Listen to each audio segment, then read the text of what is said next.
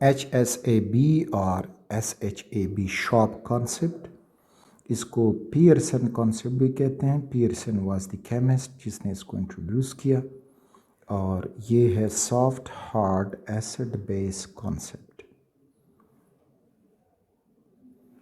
और ये जो है apply to Lewis acids and bases, उनमें ज़्यादा अप्लाई होता है। First of all Lewis acid, acid होगा इलेक्ट्रॉन पेयर एक्सेप्टर, और जो लुइस बेस होता है that is electron pair donor. एक तो ये जो लुइस एसिड का सिंपल सा डेफिनेशन है। अब जो इलेक्ट्रॉन पेयर एक्सेप्टर होता है इसको हम इलेक्ट्रोफाइल भी कहते हैं, दैट इज इलेक्ट्रोफाइल, या इसके ऊपर कोई पॉजिटिव चार्ज भी होगा, इस वजह से वो इलेक्ट्रोफाइल है, इलेक्ट्रॉन लाइकिंग है। बेस जो दूसरी तरफ इलेक्ट्रॉन पेयर डोनर है तो मीन्स कि ये न्यूक्लियोफाइल हुआ, क्योंकि न्यूक्लियस पे पॉजिटिव चार्ज होता है तो इलेक्ट्रॉन पॉजिटिव चार्ज की तरफ जाएंगे, सो बेसिस आर न्यूक्लियोफाइल।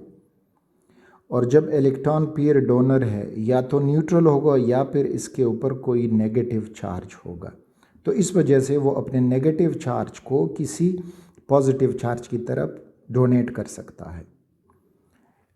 फिर ये कि लुइस एसिड जो हैं दीज आर इलेक्ट्रॉन डेफिशिएंट, यानी इनमें इलेक्ट्रॉन की कमी होती है, इस वजह से वो इलेक्ट्रोफाइल हैं। और जो लुइस बेसिस हैं दे आर इलेक्ट्रॉन रिच, उनके साथ इलेक्ट्रॉन ज़्यादा होते हैं, इस वजह से वो इलेक्ट्रॉन डोनर होते हैं। तो ये था लुइस कंसेप्ट का आइडिया। अब ये जो लुइस एसिड्स हैं और लुइस बेसिस हैं, पियर्सन ने उनको क्लासिफाई किया है इनटू हार्ड एसिड्स। तो आते हैं हार्ड एसिड्स की तरफ। हार्ड एसिड अब वो होंगे कि ये accept electron pair easily, accept electron pair easily, यानी ये आसानी से इलेक्ट्रॉन पेयर एक्सेप्ट करेंगे, यानी इनका जो इलेक्ट्रॉन एक्सेप्टेंस प्रॉपर्टी है वो बहुत हार्ड है, स्पेसिफिक है, जल्दी से एक्सेप्ट कर रहे हैं। ठीक, तो यहाँ पे हार्ड एसिड का मतलब है कि they accept electron pair easily. अब हम देखते हैं कि ऐसी कौन सी चीज़ें हैं जो इलेक्ट्रॉन पेयर आसानी से एक्सेप्ट करते हैं।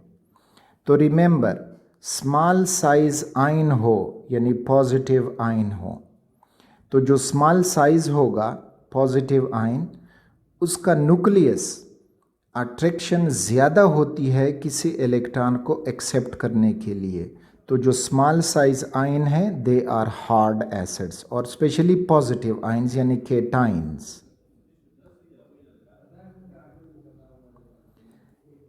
फिर हाई पॉजिटिव चार्ज हो, तो मीन्स के पॉजिटिव चार्ज जितना ज़्यादा होगा तो उसका अट्रैक्शन इलेक्ट्रॉन पे ज़्यादा होगा, तो वो इलेक्ट्रॉन इजीली एक्सेप्ट करेंगे।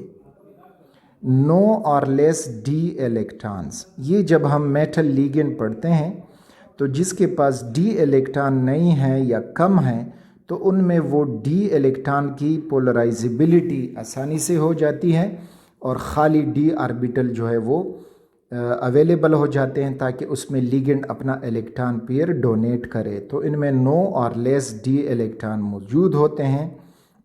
और फिर अगर मेटल में देखेंगे तो लाइट मेटल आयन्स, यानी ऐसे मेटल जिनका एटॉमिक मास कम हो और वो आयन बनाएं तो वो होते हैं हार्ड एसिड।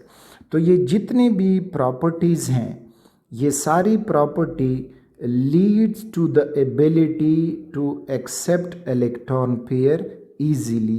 तो इस किस्म के जो हमारे पास स्पीशीज़ होंगे they are termed as hard acids. Examples में देख सकते हो, लिथियम आयन छोटे साइज़ का है, सोडियम आयन छोटे साइज़ का है। अब अगर हम बेरिलियम को देखें तो छोटा साइज़ भी है, उसके ऊपर अब 2 पॉजिटिव चार्ज है। एल्यूमिनियम आयन है, छोटे साइज़ का है और उसके ऊपर पॉजिटिव चार्ज भी ज़्यादा है। अब अगर हम BF3 को देखें तो इसमें जो बोरॉन है वो छोटे साइज़ का है और इसमें कोई D इलेक्ट्रॉन ने मौजूद नहीं है, तो इस वजह से ये एक हार्ड लुईस एसिड होगा।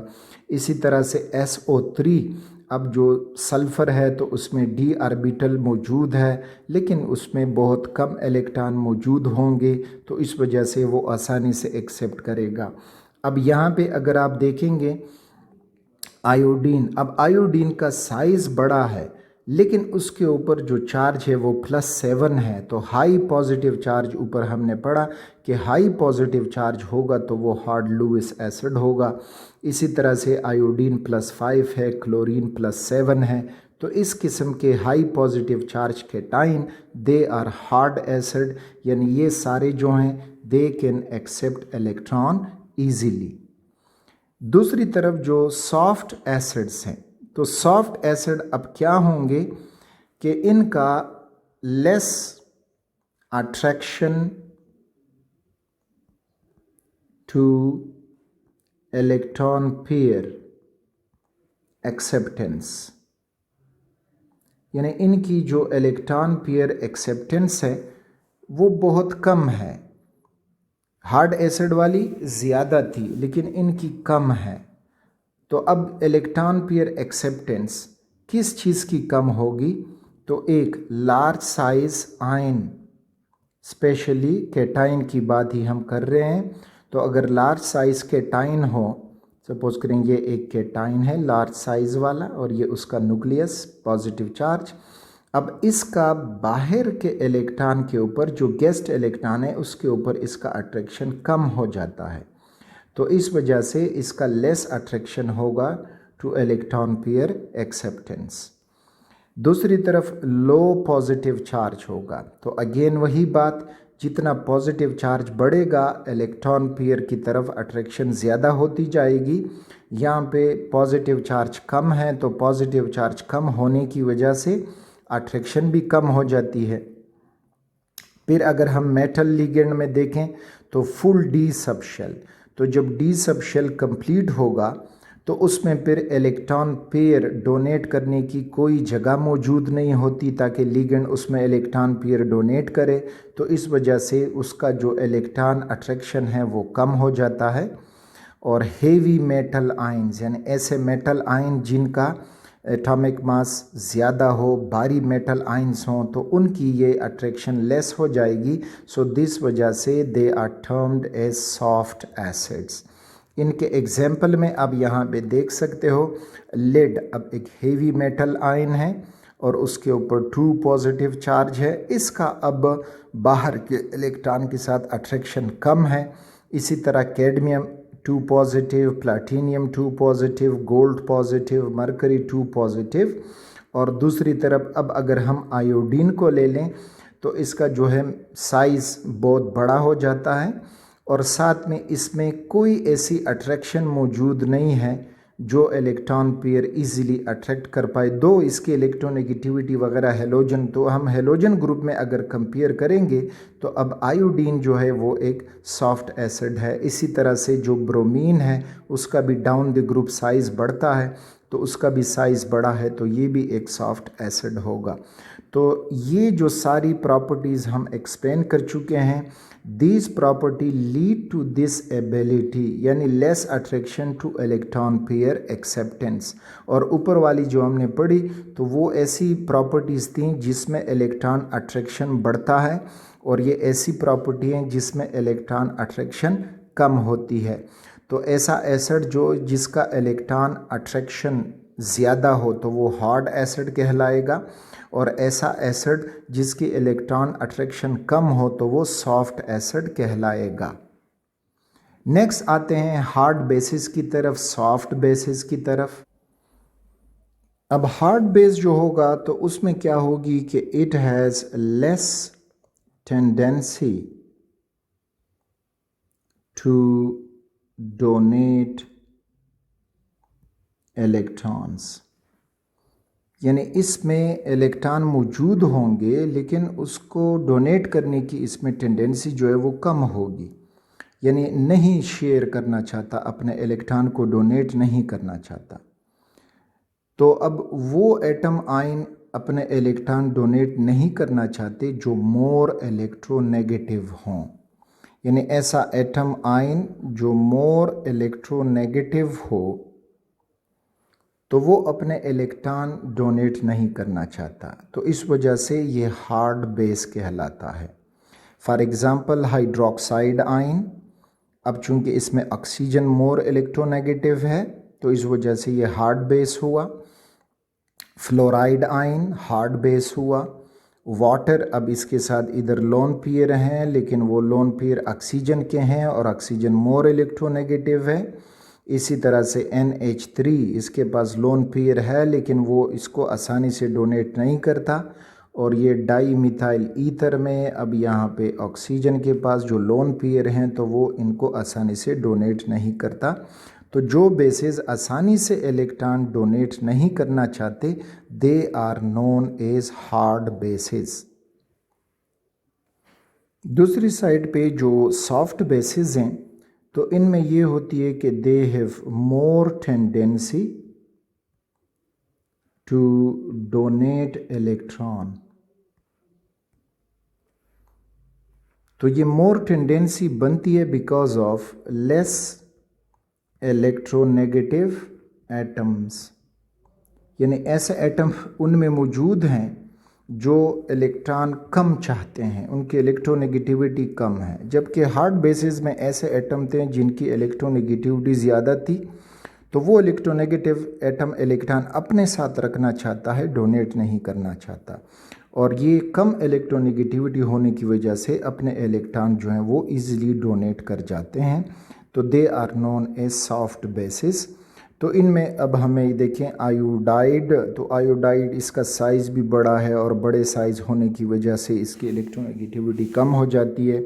इसी तरह से अब कार्बोनाइल है, तो कार्बोनाइल में जो कार्बन है वो भी एक मोर इलेक्ट्रोनेगेटिव है, लेस इलेक्ट्रोनेगेटिव होने की वजह से ऑक्सीजन मोर इलेक्ट्रोनेगेटिव, लेकिन जो इलेक्ट्रॉन पेयर डोनेशन है इस कार्बन की वजह से उसमें ज़्यादा हो गई है।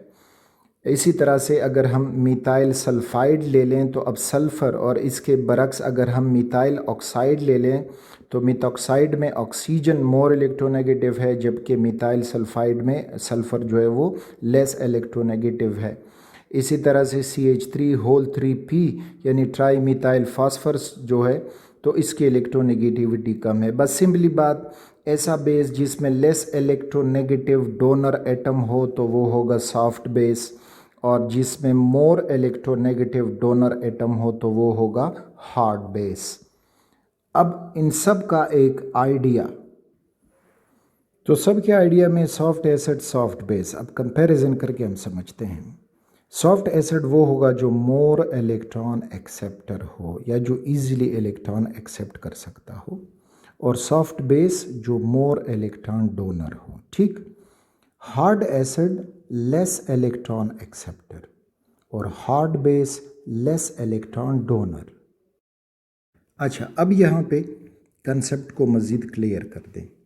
सॉफ्ट एसिड यानी जो लेस इलेक्ट्रॉन एक्सेप्टर हो, उसके बरक्स अगर सॉफ्ट बेस है तो वो मोर इलेक्ट्रॉन डोनर होगा, जबकि hard acid more electron acceptor और उसके मुकाबले में hard base less electron donor.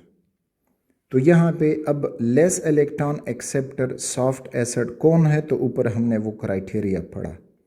इसी तरह soft base more electron donor कौन है, तो क्राइटेरिया हमने पढ़ा। लेकिन हार्ड स्टूडेंट्स ये लेते हैं कि हार्ड का मतलब है सख्त, कि वो इलेक्ट्रॉन जो है मुश्किल से एक्सेप्ट करेगा। नहीं, हार्ड एसिड की शक्ल में मोर इलेक्ट्रॉन एक्सेप्टर होगा। ठीक, अब बेस के लिए वो कंसेप्ट ठीक रहता है। हार्ड बेस यानी लेस इलेक्ट्रॉन डोनर, यानी मुश्किल से इलेक्ट्रॉन देता है। सॉफ्ट बेस आसानी से इलेक्ट्रॉन देता है। लेकिन एसिड में फिर आप उलट समझोगे, सॉफ्ट एसिड का मतलब है कि वो लेस इलेक्ट्रॉन एक्सेप्टेंस, और hard acid more electron acceptance. यानी हार्ड एसिड का मतलब नहीं है कि वो मुश्किल से इलेक्ट्रॉन एक्सेप्ट करेगा, नहीं, इजीली एक्सेप्ट करेगा।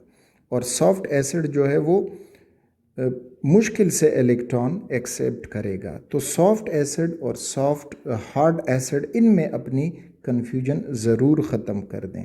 बेस वाला जो है वो स्ट्रेट फॉरवर्ड है, soft base and hard base. आसानी से इलेक्ट्रॉन दे रहा है तो सॉफ्ट बेस है, मुश्किल से इलेक्ट्रॉन दे रहा है तो वो हार्ड बेस है। लेकिन एसिड में उलट होगा, soft acid less electron acceptor, hard acid more electron acceptor.